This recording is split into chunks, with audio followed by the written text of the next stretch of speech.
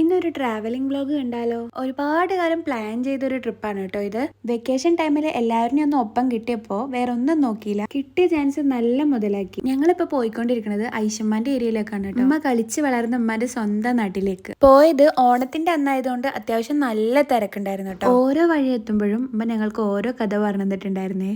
ഇതാണ് കേട്ടോ അവിടുത്തെ ഒന്നാം പുഴ. കല്ലമ്പുഴ റിവർ എന്നും പറയാൻ തോന്നുന്നുണ്ട്.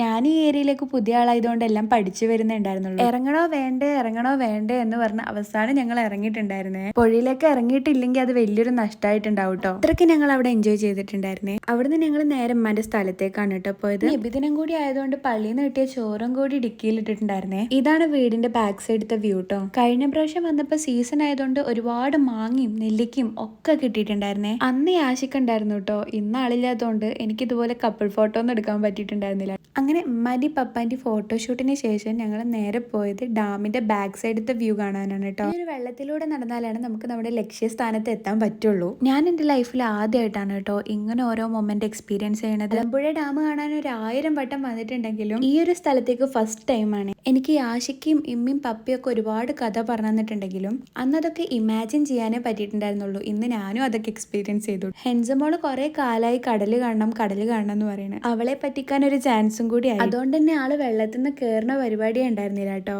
അങ്ങനെ മനസ്സോടെ ഞങ്ങൾ തിരിച്ചു. ഇതാണ് വീടിന്റെ മുന്നിൽ നിന്ന് കാണുന്ന വ്യൂ. തിരിച്ചു പോകുമ്പോഴുള്ള അവസ്ഥ അതായതുകൊണ്ട് 4 മണിക്ക് എത്തേണ്ട ഞങ്ങൾ 6 മണിയായിട്ടും വീട്ടിലെത്തിയിട്ടുണ്ടായിരുന്നില്ല.